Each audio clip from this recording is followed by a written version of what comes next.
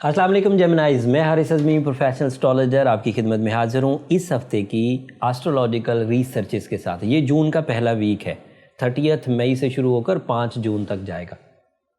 ایک ہی ایونٹ ہے لیکن آپ کے لیے بہت خوشیوں بھرا،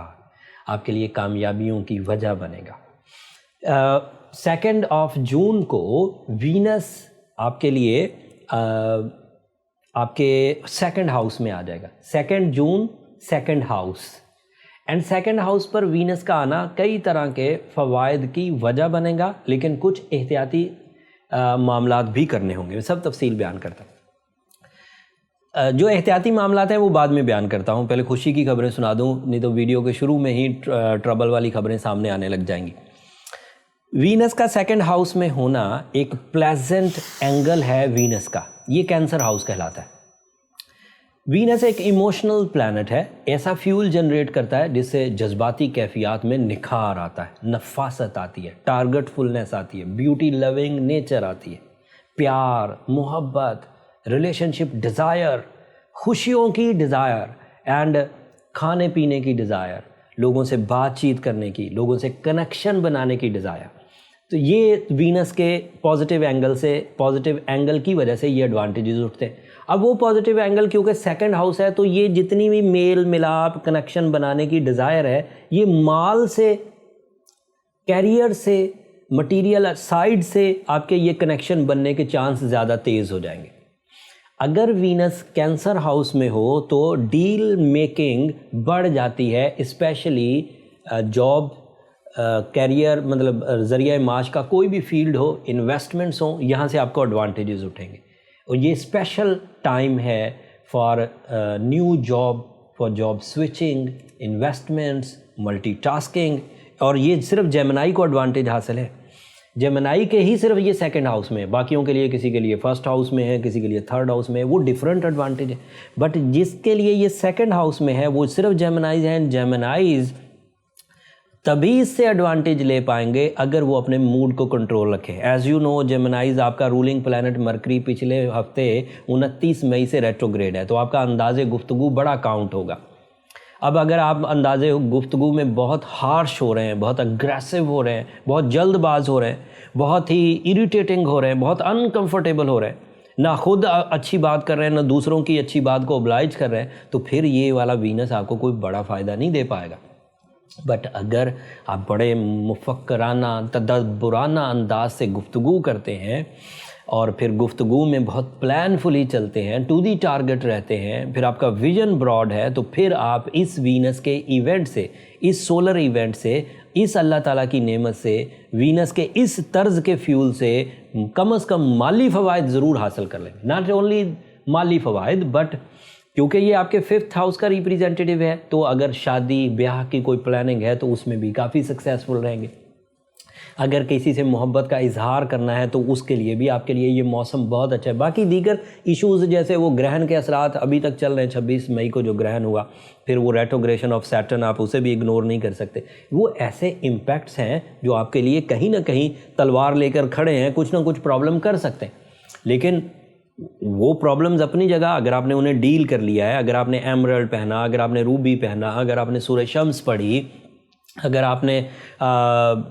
ادروائز اپنے ڈسپلن کو مینٹین کیا، اگر آپ نے اپنے گفتگو کو پراپرلی پرفارم کیا، اگر آپ نے پلاننگ اینڈ ہوم ورک اچھا کر کے کوئی بھی ڈیل بنائی، تو کامیابی آپ کا مقدر ہے۔ ایک بات یہاں ٹیکنیکل بیان کر دوں، میں نے 18 سال بعد یہ بات سیکھی ہے جیمنائز، اور آپ کی خدمت میں آج اپنا وہ تجربہ بیان کر رہا ہوں۔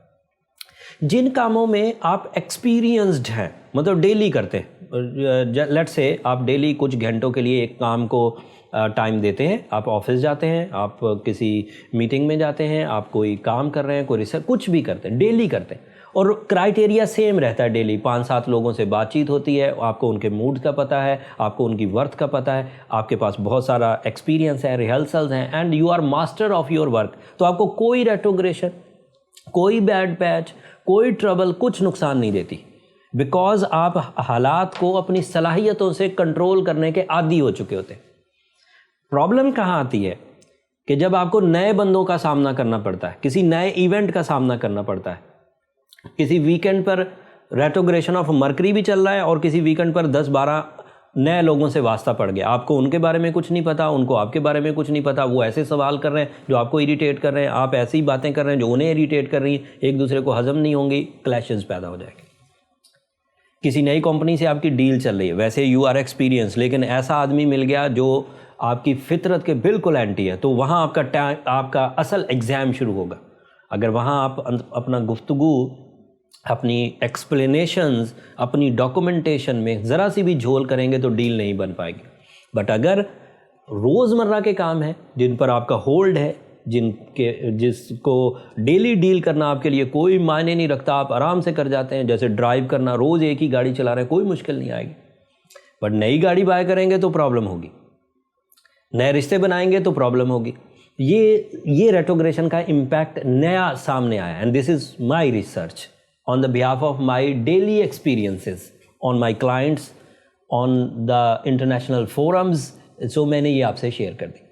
تو اس بات کو ذہن میں رکھیے کہ if you are okay with your mind, if you are okay with your discipline, if you are okay with your mood, تو آپ کو وینس بہت فائدہ دینے والا ہے فرسٹ ویک آف جون سے۔ 2 جون 2021 وینس آپ کے لیے آپ کے سیکنڈ ہاؤس میں انٹر ہو جائے گا۔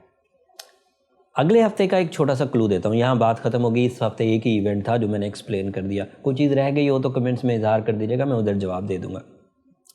اگلے ہفتے سورج کو گرہن لگے گا، نیا چاند بھی ہوگا، وہ تفصیل اگلے ہفتے بیان کروں گا۔ اگر آپ کو ابھی وینس کی سپورٹ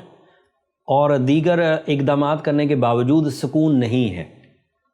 رشتہ داری تتر بتر ہو رہی ہے، کیریئر ٹربل میں جا رہا ہے، بہت تیزی سے اخراجات ہو رہے ہیں، موڈ بہت سوئنگ کرنے لگ گیا ہے، بہت ہی زیادہ غصہ آنے لگ گیا ہے، تو آپ کو ابھی اپنی ریکوری کر لینی چاہیے۔ ریکوری کے لیے میں نے ریمیڈیز دے دی، بٹ اگر آپ وہ ریمیڈی، جیسے بہت پرانے لوگ مجھے دیکھتے آ رہے ہیں کئی سالوں سے، اگر وہ ریمیڈی بھی کر رکھی ہے اور پھر بھی چیزیں ٹھیک نہیں ہو رہی اور 2021 میں الجھتے ہی چلے جا رہے ہیں، یہ اب آپ کو پتہ ہے ہاف وے پاسٹ ہو گیا، 6 مہینے گزر گئے، آدھا سال گزر چکا،